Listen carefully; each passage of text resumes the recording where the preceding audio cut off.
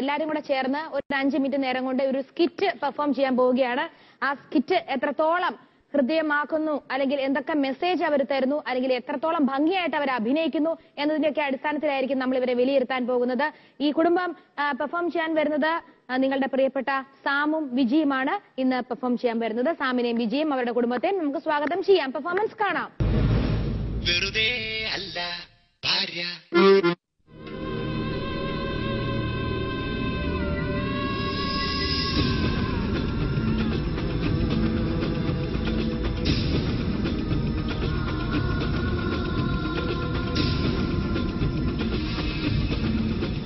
വിടൂ, എന്നെ വിടാൻ. ഞാൻ സ്വതന്ത്രമായിട്ടൊന്ന് മരിച്ചോട്ടെ. പക്ഷെ താൻ മരിക്കുന്നതിന് മുമ്പ് താൻ എന്തിനാ മരിക്കുന്നതെന്ന് എന്നോടൊന്ന് പറഞ്ഞിട്ട് മരിച്ചുകൂടെ? അത് താൻ എന്തിനാ അറിയുന്നേ? ചിലപ്പോൾ അതുകൊണ്ട് നിങ്ങൾക്ക് ഉപകാരപ്പെട്ടാലോ? പറയാം.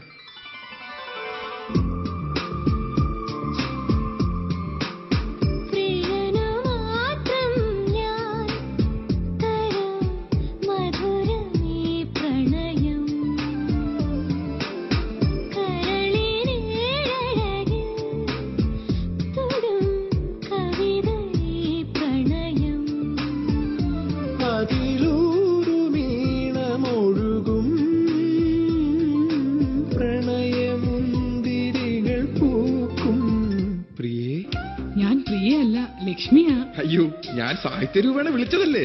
എങ്കിലും ഓക്കെ. ലക്ഷ്മി, നമ്മുടെ പ്രണയം പൂത്തൊലിഞ്ഞിട്ട് ഇന്നേക്ക് 2 വർഷമാകുന്നു. ഇനിയും എനിക്ക് കാത്തിരിക്കാൻ വയ്യ. എനിക്കും.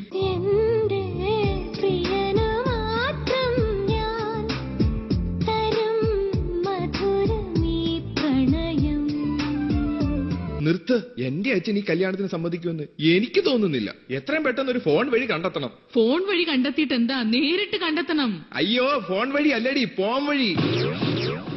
നമ്മുടെ 2 പേരുടെയും വീട്ടുകാർ സമ്മതിക്കാത്ത സ്ഥിതിക്ക് അവരുടെ സമ്മതമില്ലാതെ നമ്മൾ രജിസ്റ്റർ മാരേജ് ചെയ്യുന്നു. ഓക്കെ? Double okay. എന്തായാലും കടലിൽ ചാടി. ഇനി മുങ്ങി ചത്തിട്ട് തന്നെ കാര്യം. അതിന് ഇവിടെ എവിടെ കടല്? നീ എന്ന കടല്? അയ്യോ, ചാകുന്ന കാര്യം പറഞ്ഞതോ? നീ എന്ന കടലിൽ ചാടിയ മരണം ഉറപ്പല്ലേ ചേട്ടാ? അപ്പൊ നാളെ നമ്മുടെ കല്യാണം.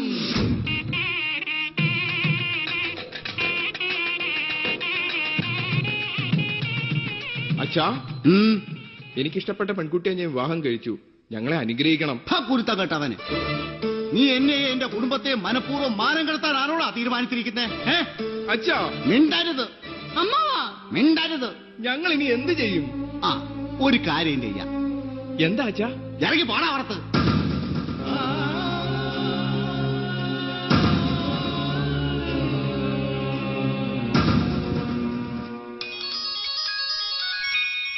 ഹലോ. അതെയോ? ആണോ? താങ്ക്സ് ഡാ. എന്താ ഏട്ടാ? എന്റെ കൂട്ടുകാരൻ ജെയിംസ് നമുക്കൊരു വീട് ശരിയാക്കിയിട്ടുണ്ട് വാടകയ്ക്ക്. സത്യം? സത്യം.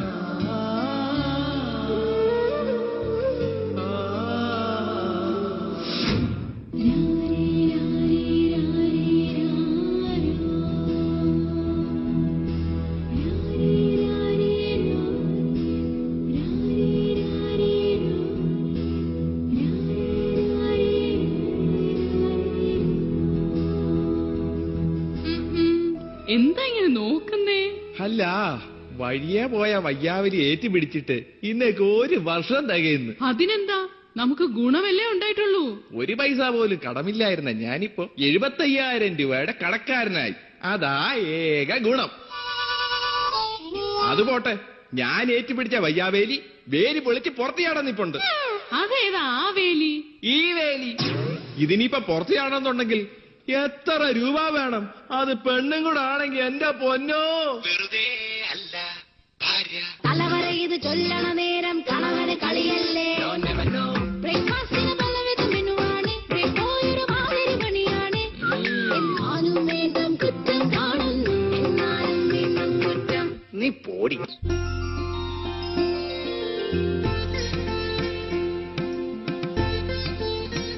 നില്ലടി അവിടെ. ഇല്ല, നിൽക്കൂല. ചോറുണ്ട്. എനിക്ക് വേണ്ട. ഒരു ജോലിക്ക് എവിടെല്ലാം തെണ്ടി.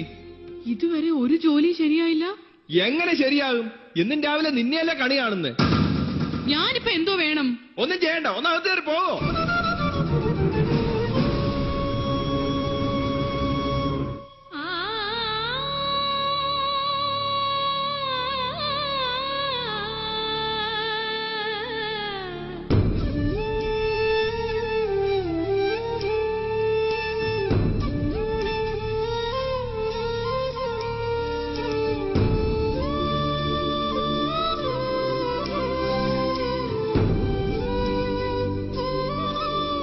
എടാ, സർവ്വതും നഷ്ടപ്പെട്ട നീ ബുദ്ധിപൂർവം എന്തെങ്കിലും ചെയ്തില്ലെങ്കിൽ നിനക്ക് നിന്നെ തന്നെ നഷ്ടപ്പെടും. നിനക്ക് നിന്റെ ഭാര്യയെ വേണ്ടേ? നിന്റെ കുഞ്ഞിനെ വേണ്ടേ? തൽക്കാലം പിടിച്ചു നിൽക്കാൻ പണം വേണ്ടേ? നീ തീരുമാനിക്ക്. അങ്ങനെ ഞാൻ ആത്മഹത്യ ചെയ്യാൻ തീരുമാനിച്ചു. വിട്ടി സ്വന്തം കുടുംബത്തെ പോറ്റ കാശില്ലാഞ്ഞിട്ട് ആത്മഹത്യക്ക് ശ്രമിക്കുന്നു.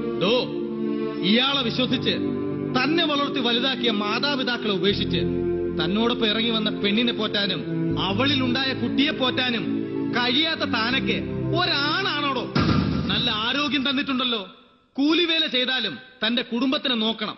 അതാണ് ഉത്തമ ഭർത്താവ്. എടോ, തനിക്കുണ്ടായ കടം ജോലി ചെയ്ത് വീട്ടാമെന്ന ധൈര്യത്തോടെ പോ. എന്നിട്ട് കുടുംബത്തെ അന്തസ്സോടെ നോക്ക്. പോ.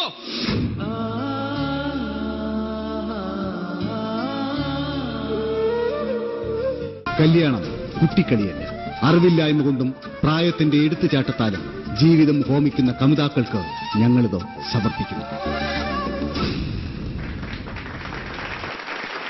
പ്രായത്തിന്റെ പക്വതയില്ലായ്മയിൽ എടുത്തുചാടി കല്യാണം കഴിച്ച് പിന്നീട് വരുന്ന ദൂഷ്യഫലങ്ങളിൽ പിന്നെ തരണം ചെയ്യാൻ യാതൊരു വഴിയില്ലാണ്ട് പലരും ആത്മഹത്യക്ക് പോകുന്നുണ്ട്. അതിൽ നിന്നൊക്കെ അവരെ പിന്തിരിപ്പിക്കാൻ കൂടിയുള്ള ഒരു നല്ല മെസ്സേജ് തീർച്ചയായിട്ടും ഇവര് പ്രേക്ഷകരിൽ എത്തിക്കാൻ ശ്രമിച്ചിട്ടുണ്ട്. ഇനി നമുക്ക് ഈ സാമിന്റെ ആരൊക്കെയാണ് ഈ വന്നിരിക്കുന്നത് എന്ന് ചോദിച്ചറിയാം. സാമിന്റെ മാവി എന്ന് പറയുമ്പോ അപ്പന്റെ പെങ്ങള്, ഭർത്താവ്, അതുപോലെ സാമിന്റെ വിജയുടെ ബ്രദർ. എനിക്ക് ഇദ്ദേഹത്തെ കാണുമ്പോഴേ നമ്മുടെ നന്ദനത്തിലെ കൃഷ്ണനായിട്ട് വരുന്നില്ല ഒരാള്, മറ്റേ മനസ്സിൽ മിഥുന മഴ എന്നൊക്കെ പറഞ്ഞ് ഡാൻസ് ചെയ്ത് വരുന്നത് അരവിന്ദ് അല്ലെ? അരവിന്ദ്, ഡാൻസർ അരവിന്ദിന്റെ ഒരു ഛായ. ശരിക്കും അരവിന്ദ് കുറച്ച് വണ്ണം വെച്ചാൽ ഇങ്ങനെ ഇരിക്കും. സാമു ഭയങ്കര ക്ഷീണിച്ചു പോയല്ലോ, എന്ത് പറ്റി? പലരും ഞാൻ ശ്രദ്ധിച്ചു. ഇനി ഫൈനൽ ആവുമ്പത്തേക്ക് ഇല്ലാണ്ടാവോ?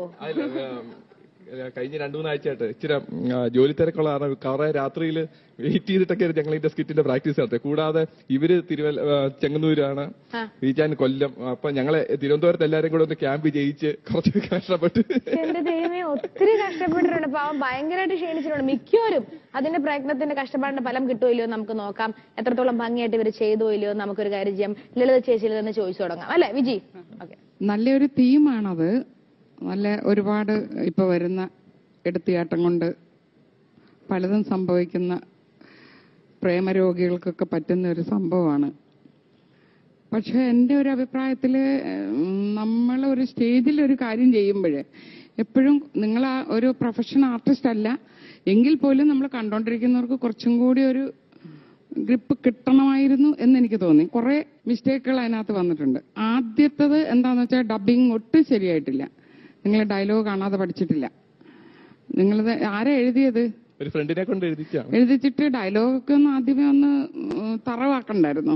ഒന്ന് തറവാക്കിയിട്ട് എപ്പോഴും ഡബ് ചെയ്തിട്ട് നമ്മൾ സ്റ്റേജിൽ ചെയ്യുമ്പോഴത്തേക്കും ഇത്തിരി ബുദ്ധിമുട്ടാണത്. എന്നാലും നമ്മളത് ഒരു മത്സരത്തിന് വേണ്ടി നമ്മൾ കൊണ്ടുവന്നതാകുമ്പോൾ വെറും തമാശയാക്കി കളയാൻ പാടില്ലല്ലോ. പിന്നെ കണ്ടിന്യൂറ്റി ഭയങ്കര ഒരു ജമ്പ് അടിച്ചു ഇവിടെ. ആദ്യം ആത്മഹത്യ ചെയ്യാൻ വേണ്ടിയിട്ട് ഇവിടെ കയറിട്ടിട്ട് നിൽക്കുമ്പോൾ ഈ തറ വളരെ ക്ലീൻ ആയിരുന്നു, മനസ്സിലായില്ലേ? ഫ്ലാഷ് ബാക്ക് കഴിഞ്ഞിട്ട് രണ്ടാമത് വരുമ്പോഴത്തേക്കും തറയിലൊക്കെ ചോറും അതും ഇതൊക്കെ കിടക്കുന്നുണ്ട്. ഈ കണ്ടോണ്ടിരിക്കുന്ന കാണികൾ അതിലേക്കൊക്കെ ശ്രദ്ധിക്കും. അത് എന്താന്ന് വെച്ച് കഴിഞ്ഞാല് വിധി അടുത്ത് അത് വലിച്ചെറിയേണ്ട കാര്യമില്ല, അത് കൊണ്ടുപോയാൽ മതിയായിരുന്നു. എപ്പോഴും ഒരു സ്റ്റേജ് നമ്മൾ വളരെയധികം കാര്യമായിട്ട് അത് ശ്രദ്ധിക്കേണ്ട ഒരു കാര്യമാണ്. നിങ്ങളൊരു പ്രൊഫഷണൽ ആർട്ടിസ്റ്റ് അല്ല എങ്കിൽ പോലും നമ്മൾ ചെയ്യുമ്പോൾ കുറച്ച് കണ്ടോണ്ടിരിക്കുന്നവർക്ക് അത് തോന്നാതിരിക്കാനുള്ള ഒരു വഴി ഉണ്ടാക്കി കൊടുക്കണമായിരുന്നു. പിന്നെ എനിക്ക് ആകെപ്പാടെ എനിക്ക് ഭയങ്കരമായിട്ട് ഇഷ്ടപ്പെട്ട ഒരു കാര്യം പെട്ടെന്ന് ഡ്രസ് ചേഞ്ച് ചെയ്ത് ഓടി വന്നു. അത് ഭയങ്കരമായിട്ട് നല്ല ഒരു ഇതായിരുന്നു. വളരെ നന്നായിരുന്നു അത്. സാരില്ല, കുറച്ച് താളപ്പുഴകളൊക്കെ നമുക്ക് വന്നു പോവാം അല്ലെ വഞ്ചിപ്പിള്ള? നിങ്ങളുടെ എടുത്തു പറയാവുന്ന ഒരു പ്ലസ് പോയിന്റ് എന്താന്ന് വെച്ച് കഴിഞ്ഞാൽ നിങ്ങളെടുത്ത എഫേർട്ട്. അതായത് നിങ്ങൾ പറഞ്ഞു നിങ്ങൾ പല സ്ഥലത്തുനിന്ന് വന്ന് കോർഡിനേഷൻ കുറവായിരുന്നു, പല സ്ഥലത്തുനിന്ന് വന്ന് റിഹേഴ്സൽ പോലും ഇല്ലാതെ ചെയ്തു എന്ന് പറഞ്ഞു. പിന്നെ നിങ്ങളെ കൂടുതലായിട്ട് ഞങ്ങൾക്ക് വിമർശിക്കാനും പറ്റില്ല, കാരണം നിങ്ങൾ പ്രൊഫഷണൽസ് അല്ല. എങ്കിലും നിങ്ങളെ തിരുത്താനുള്ള കാര്യങ്ങളാണ് ഞങ്ങൾ ഇപ്പൊ പറയുന്നത്. ഇവിടെ റിഹേഴ്സലിന്റെ കുറവുള്ളതുകൊണ്ടാണ് ലിപ്സിംഗിന്റെ പ്രോബ്ലം വരുന്നത്. ഡയലോഗ്സ് പഠിച്ചിട്ടില്ല, സ്റ്റേജിന്റെ മൂവ്മെന്റ്സ് എങ്ങനെയായിരിക്കണം അല്ലെങ്കിൽ എന്തായിരിക്കണം എന്നൊക്കെ ഉള്ളൊരു ഒരു ബോധമുണ്ടല്ലോ. അപ്പൊ അത് വെച്ച് റിഹേഴ്സലിന്റെ ഒരുപാട് കുറവുണ്ടായിരുന്നു. ഇതെല്ലാം കുറച്ച് എക്സാജറേഷൻ ഉണ്ടായിരുന്നു. എല്ലാവരുടെയും ആക്ഷനും റിയാക്ഷനും ഒക്കെ കുറച്ച് എക്സാജറേഷൻ ഉണ്ടായിരുന്നു. ഇതൊന്നും നിങ്ങളെ വിമർശിക്കുക അങ്ങനെയല്ല, നിങ്ങൾ മനസ്സിലാക്കാൻ വേണ്ടി പറയുന്നതാണ് കേട്ടോ. പിന്നെ നിങ്ങൾ കോമഡിക്ക് ഭയങ്കരമായിട്ട് ശ്രമിച്ചിട്ടുണ്ടായിരുന്നു ഇല്ലേ? മറ്റേ എന്താണ് ഫോൺ വഴി കണ്ടെത്താൻ നമുക്ക് നേരിട്ട് കണ്ടെത്താന്നുള്ളതൊക്കെ, അതൊക്കെ നിങ്ങൾ കോമഡിക്കൊക്കെ ശ്രമിച്ചിട്ടുണ്ട്. അതൊക്കെ കുറച്ച് വർക്കൗട്ടായി. വാർത്ത ചിരിക്കാൻ പറ്റിയില്ലെങ്കിലും ചെറിയ ചെറിയ നുറുങ്ങുകളൊക്കെ നന്നായിട്ട് വർക്കൗട്ട് ചെയ്തു. All the best. Okay, family റൗണ്ടിൽ എന്തായാലും ഇത്രയും ആൾക്കാർ വന്നതിൽ വളരെ സന്തോഷമുണ്ട്. പിന്നെ എനിക്ക് തോന്നിയൊരു സംഭവം എന്താന്ന് വെച്ചിട്ടുണ്ടെങ്കിൽ, ഫസ്റ്റ് ഒരു നമ്മളൊരു കെട്ടിത്തൂങ്ങി മരിക്കാനുള്ള ഒരു കയർ കാണിച്ചിട്ട് പിന്നെ ഫ്ലാഷ് ബാക്ക് ആണ് കാണിച്ചത്. പക്ഷെ അപ്പൊ എനിക്ക് തോന്നുന്നത് ആദ്യം ആ ഒരു കൺസെപ്റ്റ് അത് മാത്രമായിരുന്നു നിങ്ങളുടെ കൺസെപ്റ്റ്, അതോ ആദ്യം ഈ ലവ് മാരേജിനെ കൊണ്ടുണ്ടാവുന്ന ഒരു ഫെയിലിയർ ആയിരുന്നോ? എനിക്ക് തോന്നി ആ ഒരു ഇത് മാത്രം മനസ്സിൽ കണ്ടുകൊണ്ട് ഉണ്ടാക്കിയ ഒരു സ്കിറ്റ് ആണോ എന്ന് എനിക്ക് പെട്ടെന്ന് തോന്നി. പിന്നെ അതിലേക്ക് ഫ്ലാഷ് ബാക്ക് ഒക്കെ കൂടി എല്ലാം കൂടി കുറെ കാര്യങ്ങൾ നിങ്ങൾ ഇതിലേക്ക് ഇൻകോർപ്പറേറ്റ് ചെയ്യാൻ ശ്രമിച്ചു. കോമഡി ഉണ്ടായിരുന്നു, പക്ഷെ ധൃതി കാരണം ഒന്നും അങ്ങോട്ട് മനസ്സിലായില്ല. പക്ഷെ എന്നാൽ ഇടയ്ക്ക് കുറച്ച് ലാഗുകൾ ഉണ്ടാവുകയും ചെയ്തിരുന്നു. ആ ഒരു ധൃതി കുറച്ചിരുന്നെങ്കിൽ കുറച്ചും കൂടി നന്നാവുമായിരുന്നു, ബെറ്റർ ആവാൻ പറ്റുമായിരുന്നു. എന്തായാലും അടുത്ത പ്രാവശ്യം കുറച്ചും കൂടി നന്നായിട്ട് ചെയ്യണം. All the best. ഇനി ഈ കിട്ടുന്ന മാർക്ക് വേറൊന്നും വിചാരിക്കണം, ഇന്നത്തെ സ്കിറ്റിനുള്ള പെർഫോമൻസിനുള്ള മാർക്ക് കൂടുതൽ നന്നാക്കാൻ വേണ്ടിയുള്ള മാർക്കായിട്ട് കരുതി മാർക്ക് അങ്ങ് മേടിക്കുക. ലളിത ചേച്ചി. 7.5 മാർക്ക് 10. ഒന്നും തോന്നരുത് കേട്ടോ നമ്മളോട്. ഞാനൊക്കെ ആണെന്നൊരു ഉള്ള കാര്യം തുറന്നു പറയുന്ന ഒരാളാണ്. മാർക്കിനെക്കാട്ടും കൂടുതൽ ഞങ്ങൾ ഒരു ഫാമിലി ഗെറ്റ് ടുഗദർ പോലെ അവിടുന്ന് എല്ലാവരും കൂടെ ഞങ്ങൾ ദൂരെ നിന്ന് ഒരുമിച്ച് വന്ന് ഇവിടെ ഒരു ദിവസം താമസിച്ച് ഒരു രസം. ചെറിയ ചെറിയ മിസ്റ്റേക്കുകൾക്ക് നമ്മൾ കണ്ടില്ലെന്ന് വെക്കാൻ പറ്റില്ല. അതുകൊണ്ടാണ് ഈ മാർക്ക്. ചെറിയ മിസ്റ്റേക്കുകൾ ഞാൻ പറഞ്ഞു കേട്ടോ. 7.5 മാർക്ക്. 7.5. രശ്മി? ഞാൻ 7.5 തരുന്നു. കുഴപ്പമില്ല. സാം, വിജി 3 7.5 ചേർന്ന് കഴിഞ്ഞാൽ 22.5. സാറില്ല, ഇവരെല്ലാരും വന്ന് ഒത്തിരി സഹകരിച്ചു. നമ്മളോടൊപ്പം വെറുതെ അല്ല, ഭാര്യയിലെ കുടുംബത്തിനും വന്ന് സഹകരിച്ചതിന് എല്ലാവർക്കും ഞങ്ങളുടെയും ഞങ്ങളുടെ ടീം അംഗങ്ങളുടെയും വലിയ ഹൃദയം നിറഞ്ഞ നന്ദി അറിയിക്കുന്നു. മലബാർ ഗോൾഡ് ആൻഡ് ഡയമണ്ട്സ് വെറുതെ അല്ല ഭാര്യ സീസൺ 2 പവർഡ് ബൈ ന്യൂട്രലയുടെ ഇന്നത്തെ വളരെ സന്തോഷകരമായ ഒരു എപ്പിസോഡ് കൂടി ഇവിടെ തീരുകയാണ്. ഓരോ എപ്പിസോഡും തീരുമ്പോൾ മനസ്സിൽ വിഷമം കൂടി വരികയാണ്. കാരണം നമ്മുടെ സീസൺ 2 അവസാനിക്കാൻ ഇനി ഏതാനും ദിവസങ്ങൾ, മാസങ്ങൾ മാത്രം. പക്ഷെ എന്നാലും വിട പറയായിക വയ്യ. ഇന്ന് താൽക്കാലികമായി മാത്രം ഞങ്ങൾ വിട പറയുന്നു. നാളെ നമുക്ക് കാണാം. ആ ഒരു ശുഭപ്രതീക്ഷയിൽ ബൈ.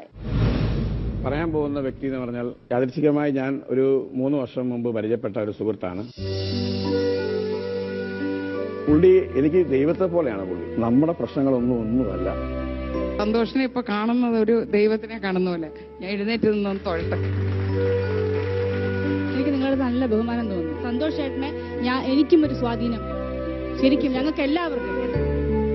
അപ്പച്ചനും അമ്മച്ചിക്കും വയ്യാണ്ടായി. ഇനി ഈ സ്വത്തുക്കളൊക്കെ ഞങ്ങൾക്കൊരു ഭാരമാ. ഇനി കർത്താവ് തുണച്ചു. പ്രതീക്ഷിച്ചതുപോലെ തന്നെ അടി. എന്നാലും എനിക്ക് വീടും പൊരയുടെ കിട്ടുമെന്നാ ഞാൻ കരുതിയത്. എല്ലാവരും ഇറങ്ങുന്നതിന് മുമ്പ് ഞങ്ങൾ ഇറങ്ങിക്കോളാം. നമ്മുടെ മക്കൾ തിരിച്ചു വിളിക്കുമെന്ന് കരുതിയല്ലേ? നിങ്ങൾക്ക് എല്ലാവർക്കും കൂടെ ചേർന്ന് ഒരു നാടക ട്രൂപ്പ് തുടങ്ങാം. എന്നെയും കൂടെ വിളിച്ചാൽ മതി അതിൽ അഭിനയിക്കാൻ. അൺഎക്സ്പെക്ടഡ് ആയിട്ടുള്ള ഒരു എൻഡിങ് ക്ലൈമാക്സ് ആയിരുന്നു. ഇവിടെ ശിനിച്ചേച്ചി നിൽക്കണ്ട, മുഖത്ത് കണ്ടു. എന്താണെന്നറിയില്ല, ഒരു മ്ലാനത ഇല്ല കേട്ടാ. ഷബീറേട്ടനെ സുന്ദരനാക്കണം, അതാ വലിയ പാട്.